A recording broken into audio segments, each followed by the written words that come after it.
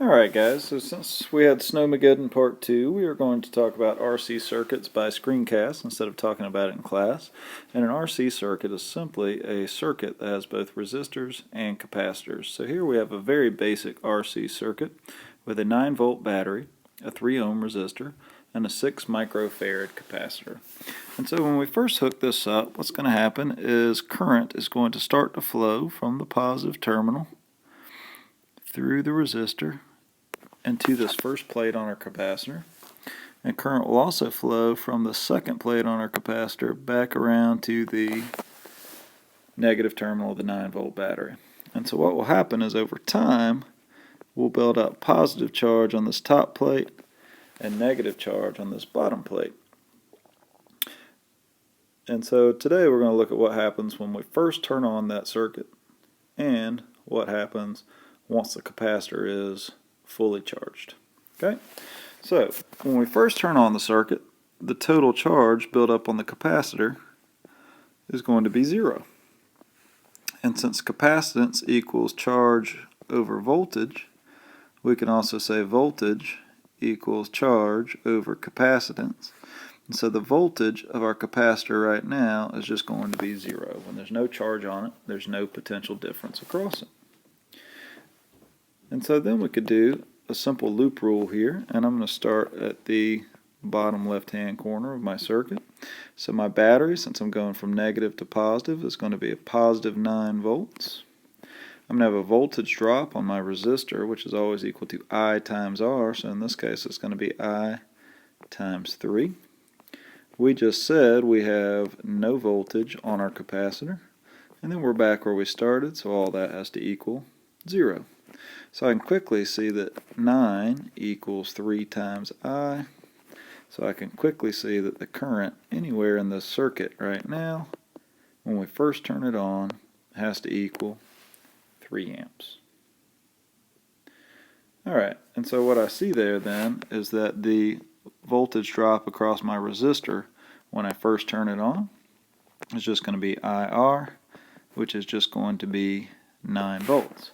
So basically what we see happening here is that when we first turn our circuit on, there's no charge in the capacitor, there's no voltage drop across the capacitor. The circuit really kind of acts like there's just a wire where that capacitor is. It really just acts like a 9-volt battery on a 3 ohm with a 3 ohm resistor and nothing else in the circuit. Now as the charge builds up, that will start to change. And for this class, all we need to be able to deal with is what happens at the very beginning and what happens after we're fully charged. So we're going to look at that next. Alright guys, so once our capacitor comes fully charged, top plate's going to be positive, bottom plate's going to be negative, like we talked about on the last slide.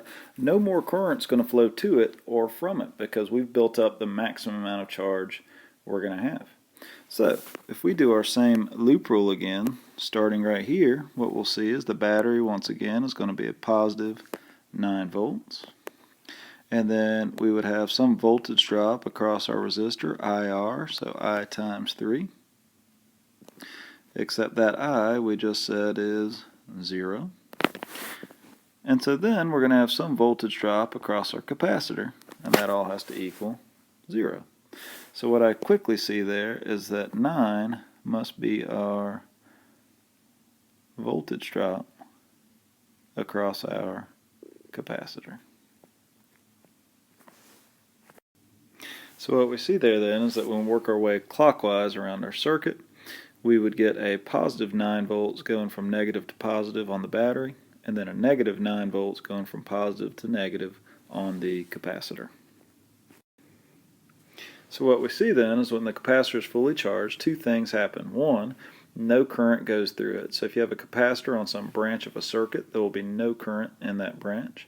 And the other thing is you will see that the capacitor gets the total voltage drop of that branch. So if you have a capacitor on the branch of a circuit, once it's fully charged, the total voltage drop will go to that capacitor, and we notice that we have no voltage drop on our resistor there because there's no current going through it. Finally, we could find the charge on our capacitor. If we wanted to, we could find the energy stored by the capacitor as well. So, since C equals Q over V, Q has to equal C times V. So Q then is going to be 6 times 10 to the negative 6 times 9.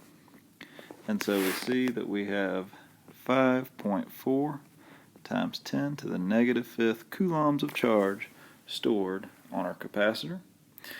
And if we wanted to, we could find the energy as well, because U equals 1/2 QV for a capacitor. So it'd be 1/2 times 5.4 times 10 to the negative 5th times 9. And so what we see is we get 2.43 times 10 to the negative 4th joules of energy stored on our capacitor once it's fully charged. Alright, so now we're going to look at a slightly more complicated circuit. Alright, so here we have a battery with an EMF of 12 volts, so that's its ideal voltage, and then it has an internal resistor A, so we can think of all this here together as the battery, and that internal resistor A is a 1 ohm resistor. And then we have our battery hooked up into two resistors that are in parallel, B and C. And then on the same branch with resistor B, we have a 12 microfarad capacitor. So remember we said when we're first connected, there's no charge on the capacitor yet. Basically, we can treat it as a wire. It really has no effect on the current of the circuit at all. So if I treated this as a wire, the first thing I'd want to do is find the equivalent resistance of BC and draw my new circuit. So 1 over RBC is just going to equal 1 over 10 plus 1 over 100. And if I work that out, I find out that RBC is going to equal 9.09 ohms. And so now I'm going to draw my new circuit.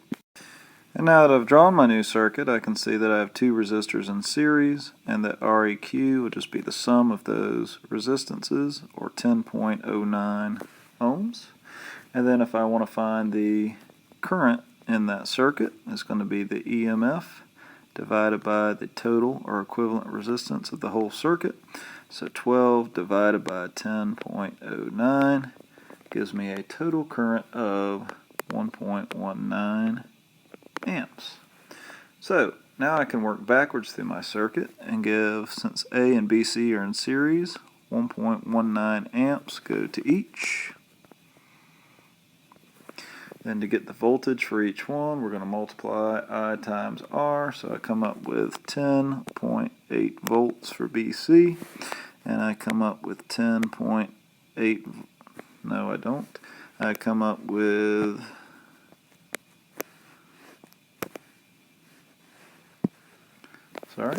I come up with 1.2 volts for resistor A.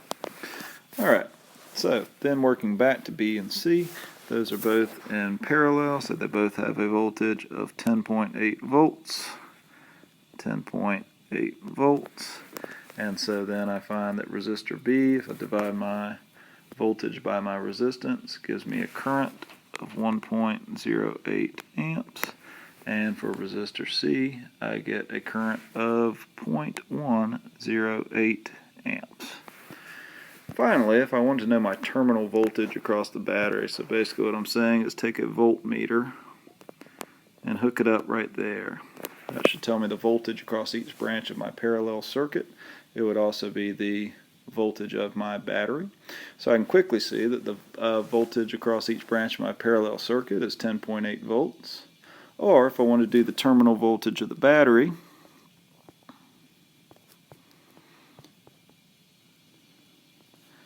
then I can do the EMF minus the voltage of that internal resistor. So 12 minus the 1.2 volts. And so what I can see there is that I'm getting a terminal voltage of 10.8 volts, which of course is the voltage I get in each branch of my circuit. So I have an ideal voltage of 12 volts from my battery, but I'm only getting 10.8 volts from it. So once again, when we're calculating currents and voltages and resistors, when we first hook up the circuit, we basically just ignore that capacitor. We treat it like a wire. Okay, so now what we're going to do is figure out what happens once this is fully charged. Remember, once it's fully charged, no more current flows to or from the capacitor. So you can treat it as an open switch, which basically means no current is going to go down that middle branch of our circuit.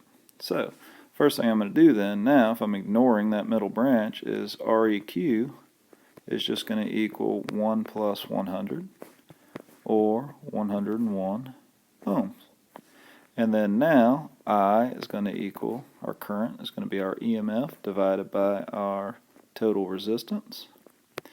So 12 divided by 101, and I get a total current of 0.119 amps.